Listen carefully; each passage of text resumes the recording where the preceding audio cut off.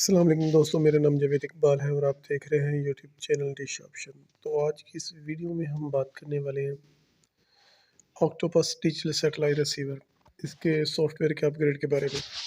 Hello friends, today I am sharing with you octopus 4K HD receiver new software V1.9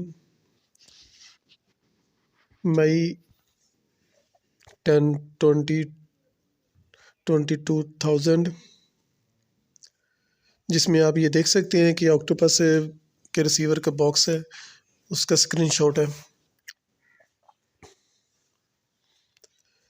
octopus 4K HD receiver new software है V1.09.23/779 मई 2022 है।